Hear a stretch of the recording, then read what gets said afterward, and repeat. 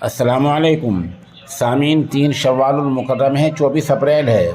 ख़बर का उन्वान है हरियाणा के गांव में ब्लास्ट, पूरा गांव पुलिस छावनी में तब्दील, गांव धमाके से लरज़ उठा।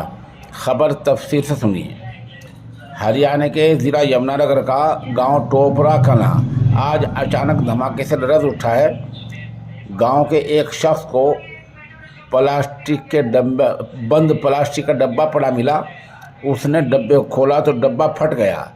धमाके से ये शख्स बुरी तरह जख्मी हो गया है, झुलस गया है। पुलिस और दूसरी जांच टीम मौके पर पहुंच गई है।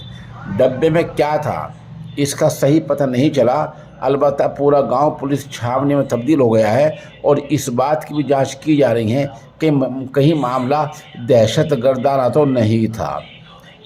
डीएसपी और दूसरे अफसरान मौके पर पहुंचे हैं और ज़ख्मी को अम्बाले के आर्मी अस्पताल में दाखिल करा गया है।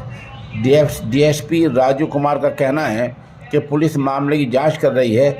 ज़ख्मी से भी पूछताछ की जाएगी और मामले की हर जाविये से, हर पहलू से जांच की जाएगी।